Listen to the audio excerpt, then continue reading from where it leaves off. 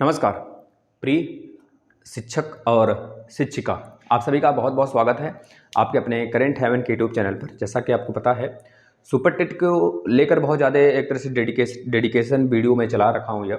इसमें लगभग जो आपका 40 प्लस नंबर हैं वो यहाँ से आप गेन करोगे, जो आपके जीके, जीएस और प्लस करंट अफेयर के आएंगे। अभी मैं वर्ल्ड ज्योग्राफी के कुछ महत्वपूर्ण पार्ट खत्म कर मैं इंडियन ज्योग्राफी को मैप से पढ़ा रहा हूँ, जिसमें कि हम हिमालय के एक तरह से उद्गार के विषय में पढ़ रहे थे। हिमालय किस प्रकार से बना, तो दो वीडियो आ चुके हैं। एक पर मैंने बताया था कि हिमालय किस प्रकार से हिमालय की उत्पत्ति हुई, और दूसरा हिमालय के एक तरह से कह लीजिए 3 पार्ट हैं। और हिमालय के उत्तर में भी कुछ हिमालय हैं जिसको हम हिमालय का हिस्सा तो नहीं है, लेकिन उसे ट्रांस हिमालय जैसे हो गया, प्लस कुरनूल पर्वतमाला हो गया जो कि चीन वाले पोर्शन में पड़ जाता है, उसको मैंने जिक्र कर रखा था। मतलब कि क्या क्या जिक्र हुआ था, कुरनूल जो कि चीन वाले हिस्से में पड़ जाता है पर्वत श्रृंखला, और उसके बाद ट्रांस हिमालय के 4 भाग हैं, मैंने बताया था आपको। यहाँ पर स्थित है ट्रांस हिमालय, इस बृहद हिमालय के उत्तर में। या ट्रांस हिमालय में काराकोरम, लद्दाख और जास्कर। इस काराकोरम में ही पूरे भारत की सबसे बड़ी चोटी रहती है, मतलब स्थित है, जिसका नाम है K2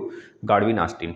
यह मैंने जिक्र किया था। उसके नीचे मैंने बृहद हिमालय के बारे में बताया था आपको। बृहद हिमालय जो यह है, जो कि इस पूरब से लेकर पश्चिम तक पूरा का पूरा 2500 किलोमीटर तक फैला हुआ है, ठीक है, जिसका एक तरह से चौड़ाई जो है लगभग 25 किलोमीटर के आसपास में है। पूरा हिमालय की चौड़ाई 25 किलोमीटर के आसपास में है। तो ये चीज़ें मैंने जिक्र करा था। इस पर पूरे दुनिया की 10 सबसे बड़ी चोटियाँ भी स्थित हैं, जो कि लगभग इसका औसतन ऊंचाई जो है, इस पे चोटियों का औसतन ऊंचाई जो है 6100 मीटर स्थित है बेटा, मीटर। इस चीज़ को याद रखना। दुनिया का सबसे बड़ी चोटी जो है एवरेस्ट, कंचनजंगा, मसालू, नागटिब्बा, इसके बाद आपके जो आपके अरुणाचल प्रदेश में पड़ जाता है, यहाँ पर पटकोई बूम, यह सब की सब पहाड़ियाँ जो हैं इसी वाले क्षेत्र में स्थित हैं। यानी कि आपके नंदा देवी हो गया जो कि उत्तराखंड में स्थित है, और बाकी बहुत सारी की ऊंची चोटियाँ जो कि काफ़ी उनका 6100 औसतन ऊंचाई से ऊपर की बहुत मैक्सिमम चोटियाँ इस बृहद हिमालय में ही स्थित हैं। यहाँ पर जीवन मतलब कि इसके पूरे मतलब कि वर्ष पर्यंत पूरे साल यहाँ का जो क्षेत्र होता है बर्फ से ढका होता है। इस सब के विषय में मैंने जिक्र करा था। आज हम जिक्र करने वाले हैं उसके दूसरी सीढ़ी, यानी कि यह मध्य हिमालय या फिर लघु हिमालय के नाम से जानते हैं, और दूसरा शिवालिक हिमालय, ठीक है, जिसे हम कहते हैं। यहाँ पर जो शिवालिक हिमालय है, यहाँ पर मतलब कि तलछटी एरिया कहते हैं, इसे पाद हिमालय के भी नाम से जानते हैं, ठीक है। और यहाँ पर कह लीजिए कि पानी की कभी कमी ही नहीं फील होती है ना। तो ये चीज़ें हैं, मैं उसको बताऊंगा। पताल तोड़ कुआं ज़्यादा पाए जाते हैं वहाँ पे, तो ये सब सारे हिस्से में बताऊंगा आपको। अब एक एक करके हम सारी चीज़ों को पढ़ते हुए चलते हैं और धीरे धीरे आगे बढ़ेंगे, ठीक बेटा। सबसे पहले आप लोग नोट डाउन करेंगे कि और एक चीज़ और मैं डिस्कस कर लूँ, तो जो हमारे घाटियाँ पाई जाती हैं बेटा, मेन घाटियाँ जो अभी आपको डिस्कस करेंगे, इस जो आपका ग्रेटर हिमालय है, यानी कि जो आपका एक तरह से कह लीजिए कि जो आपका यह मध्य हिमालय है बेटा, मध्य हिमालय, और आपका यह वाला हिमालय जिसे हम कहते हैं क्या है, ग्रेटर हिमालय के नाम से जानते हैं, है ना। इस दोनों के बीच में जिसे हम कहते हैं लघु हिमालय और बृहद हिमालय, यह कह लीजिए, यह हमारा लघु हिमालय हो गया और बृहद हिमालय। इन दोनों के बीच में बहुत घाटियां पाई जाती हैं। हम अभी उसका भी जिक्र करेंगे। पूछा जाता है आपसे कौन से 2 हिमालय के बीच में घाटियों की संख्या बहुत ज़्यादा है ना। तो यह चीज़ें मैं अभी डिस्कस करूंगा। 3-4 प्रकार की घाटियां बहुत ज़्यादा पाई जाती है, जैसे कश्मीर घाटी, कश्मीर में स्थित है बेटा। इसी प्रकार से आपका पाया जाता है बेटा आपका बुलर, एक तरह से कुल्लू मनाली घाटी, कुल्लू कांगड़ा घाटी। इसके बाद बेटा आपका पाया जाता है काठमांडू घाटी। तो जो कुल्लू कांगड़ा घाटी है बेटा, कुल्लू कांगड़ा घाटी आपके हिमाचल वाले क्षेत्र में पाया जाता है। हिमाचल वाला जो क्षेत्र है, हिमाचल प्रदेश वाला। और एक बेटा काठमांडू घाटी है। काठमांडू घाटी नेपाल में, यहाँ तक आप देख पा रहे हैं क्षेत्र, यह क्षेत्र इसके इधर, यह पूरा का पूरा यह नेपाल है। तो यहीं पर काठमांडू एक तरह से घाटी पाई जाती है। अब एक चीज़ और याद रखेंगे बेटा, जो आपको जान लेना चाहिए पहले, फिर मैं शुरू करता हूँ सारी चीज़ें। जो आपका यह लघु हिमालय बेटा, इसमें कुछ 5 या फिर 6 श्रेणियां हैं, जो कि क्रम उसका कभी कभी पूछ लेता है। तो पश्चिम से पूर्व तक का क्रम बता दीजिए। देखिए, इसके इधर भारत के बहुत सारे पर्यटक स्थल भी हैं, और जो घाटियां इधर हैं उसका क्रम से देखना जरा। पहला पीर पंजाल है, जो कि जम्मू कश्मीर वाले पूरे क्षेत्र में स्थित है। फिर इसके बाद बेटा धौलाधर है, धौलाधर। और धौलाधर के नीचे एक बिंदु ही आपको दिख रहा होगा ना, ये बिंदु दिख रहा है ना, यहाँ पर यह हमारे हिमाचल वाले क्षेत्र में पड़ जाता है। तो यहाँ पर शिमला हो गया, कुल्लू मनाली हो गया, जो आप घूमने जाते हो, प्लस बेटा डलहौजी हो गया, यह पर्यटक स्थल है जो कि इस धौलाधर श्रेणी के दक्षिण में पाए जाते हैं। ये चीजें आप याद रखेंगे।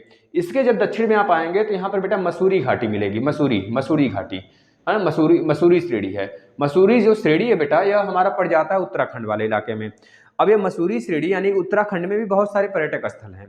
तो जो यहाँ पे नीचे आपको दिख रहा है ना कुछ, यहाँ पर इसके नीचे, इसके दक्षिण में मसूरी जो आपका श्रेणी, इसके दक्षिण में कुछ पर्यटक स्थल हैं जहाँ पे लोग घूमने जाते हैं। आपको पता होगा जैसे कि मसूरी खुद है, मसूरी एक प्लेस है बेटा, है ना, इसका नाम भी वही है ना। और इसके बाद भी इसका नाम, इसके जगह भी है मसूरी।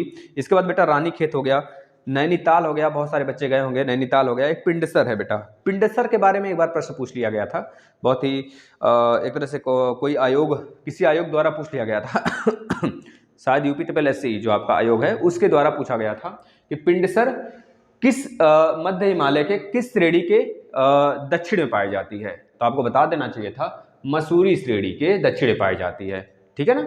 इसके बाद बेटा जो यहाँ पर आप दिख रहे हैं महाभारत और नागटिब्बा श्रेणी, यह नेपाल में पड़ जाते हैं, लेकिन क्रम इसका याद रखेंगे, पहला पीर पंजाल, धौलाधर, फिर इसके बाद मसूरी, फिर इसके बाद महाभारत, फिर इसके बाद बेटा नागटिब्बा।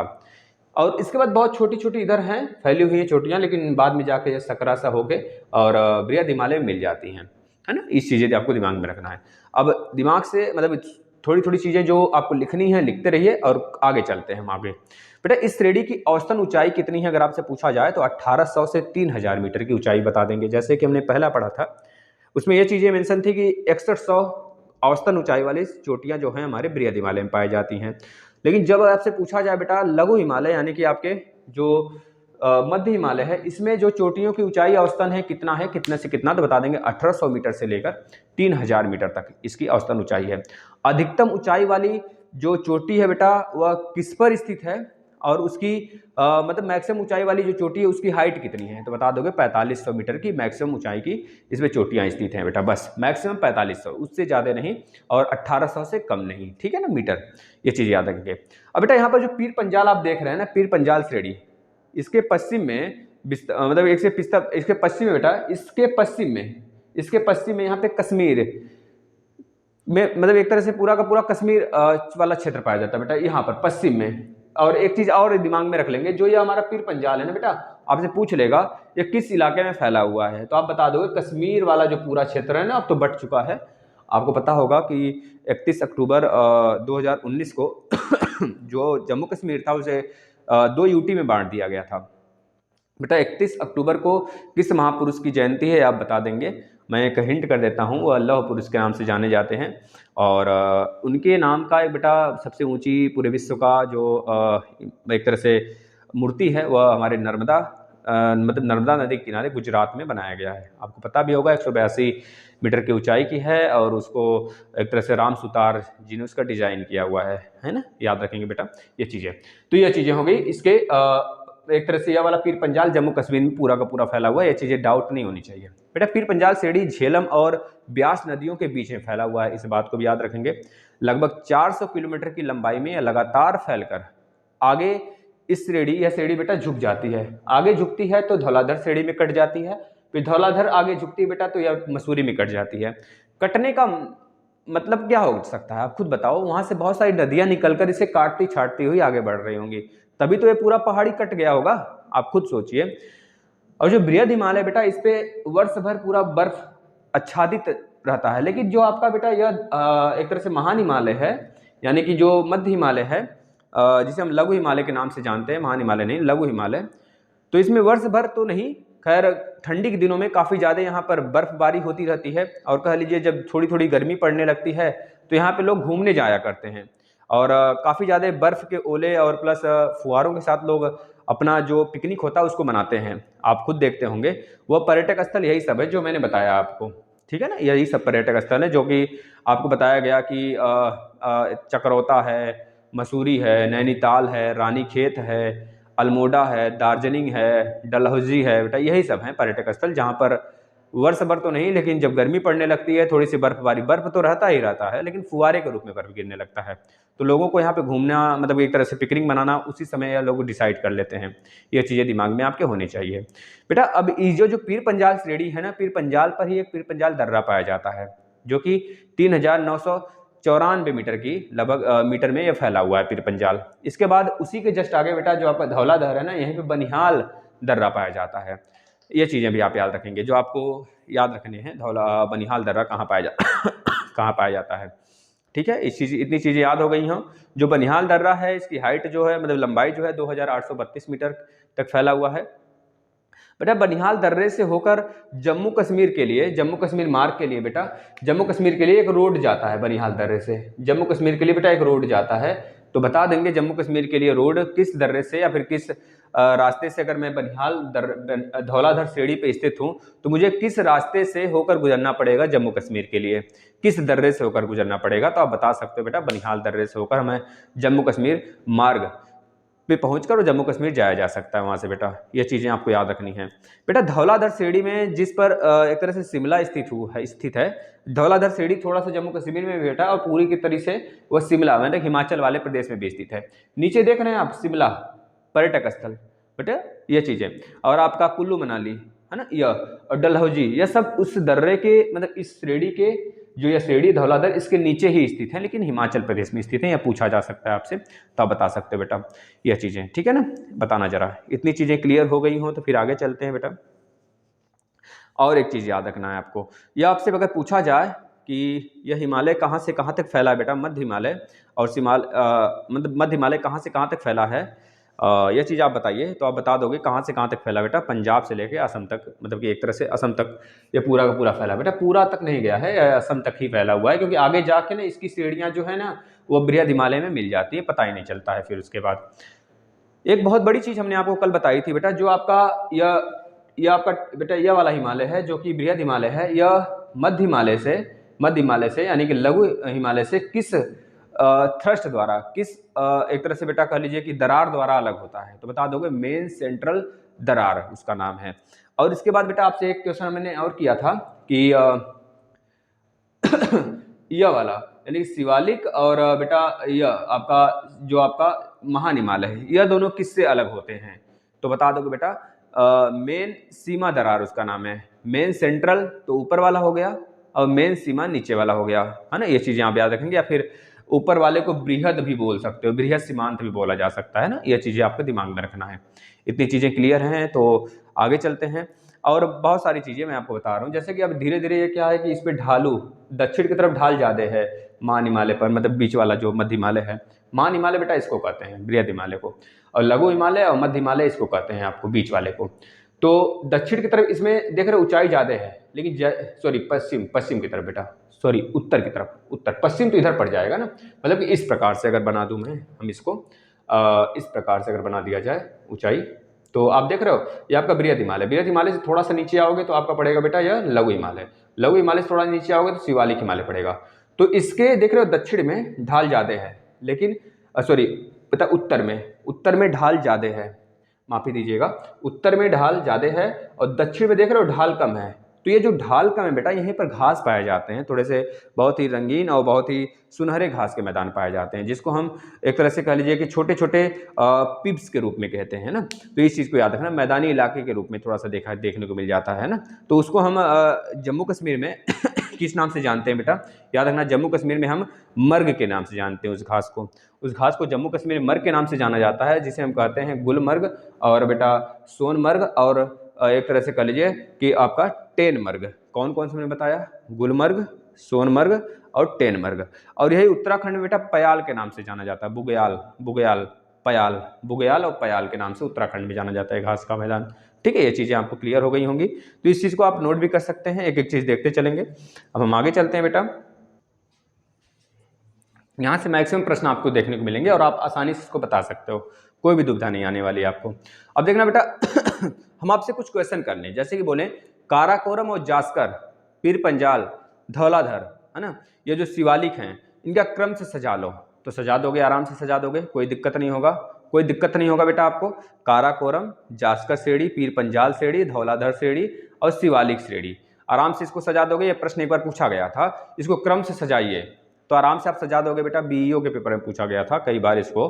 तो काराकोरम, लद्दाख, जास्कर, काराकोरम यहाँ पर है, जास्कर उसके नीचे बेटा उत्तर से दक्षिण की तरफ, फिर आओगे तो पीर पंजाल पड़ेगा यहाँ पर, और जम्मू कश्मीर में पीर पंजाल के बेटा दक्षिण में, पीर पंजाल के दक्षिण में क्या पड़ जाएगा आपका धौलाधर पड़ जाएगा, धौलाधर के दक्षिण में शिवालिक हिमालय पड़ेगा। इस तरह से इसको सजाना था।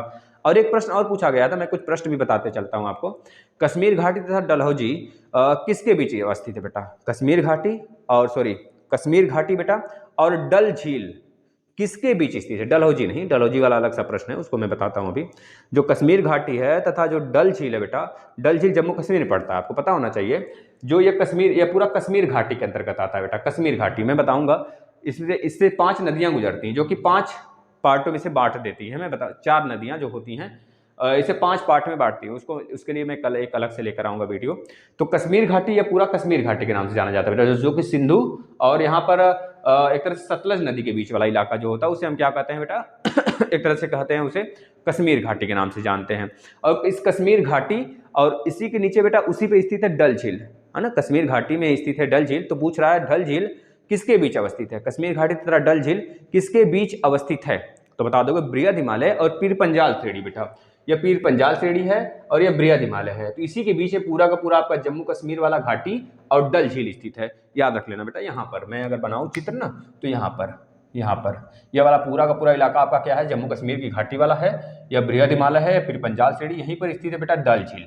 डल झील आपको पता होना चाहिए, ठीक है, ये चीजें, ठीक है।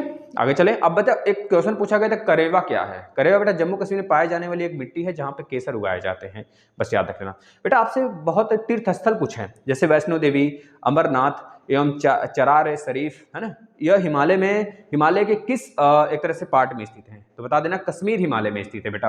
आपसे पूछा जाता है कश्मीर हिमालय वाला पोर्शन बेटा वहां पे स्थित है। वैष्णो देवी, अमरनाथ की गुफा, चरार शरीफ, यह सब जो है तीर्थ स्थल हैं जो कि कश्मीर हिमालय में स्थित है बेटा। बहुत बार पूछा जाता है आपसे।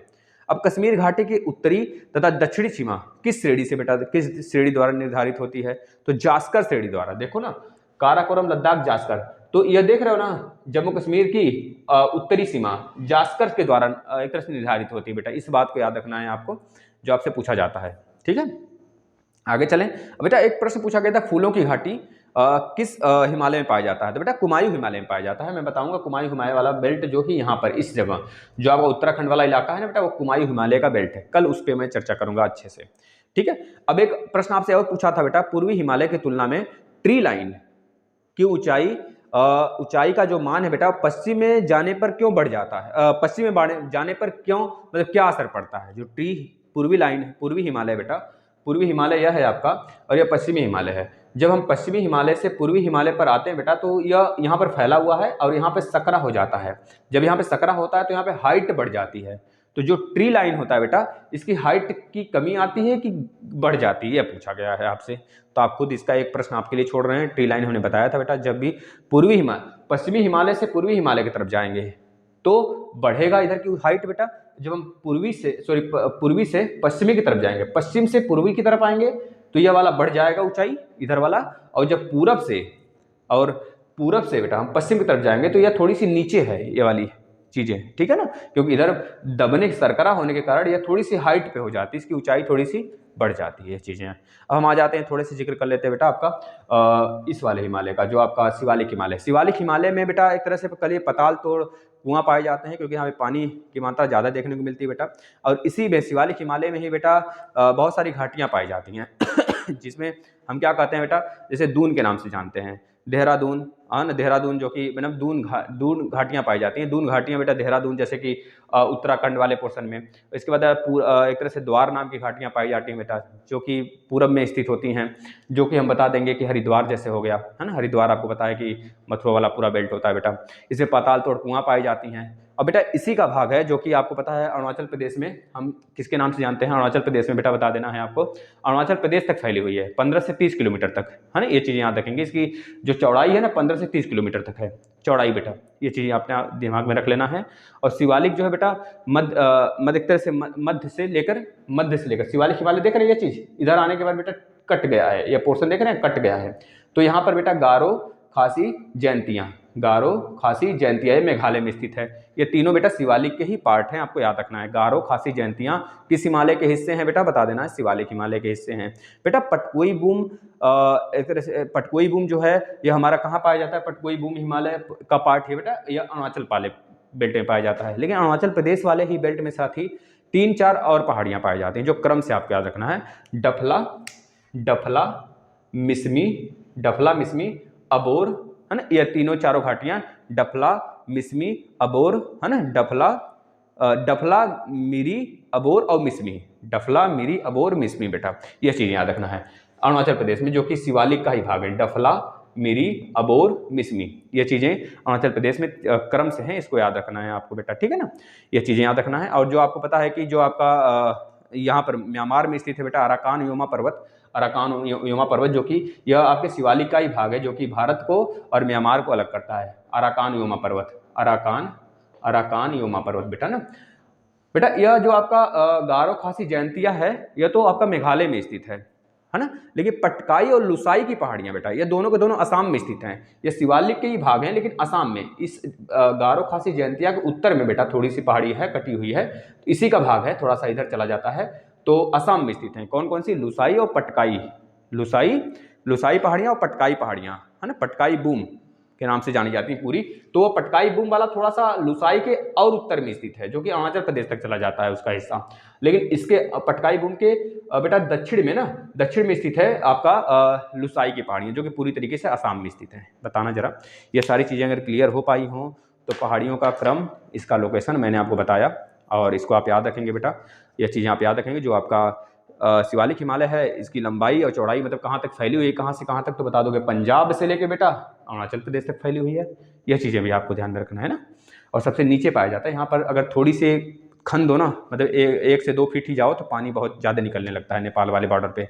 आप देखते होगे जो बस्ती वाला इलाका है हमारा, उधर जितने भी नेपाल बॉर्डर सटे हैं बेटा, वो हमेशा पानी से भीगे रहते हैं। बस यही कारण है, क्योंकि वहाँ पर तलछटी एरिया ज़्यादा पाए जाते हैं, कंकड़ पत्थर कंकरीली पटरीली वाला क्षेत्र बहुत ज़्यादा है, वहाँ पर खेती वगैरह धान वगैरह की बहुत ज़्यादा देखने को मिल जाती है हमको ना। धन्यवाद बच्चों, इसको शेयर जरूर करिएगा और डेली इस सेशन को फॉलो करिए 7 बजे। नमस्कार।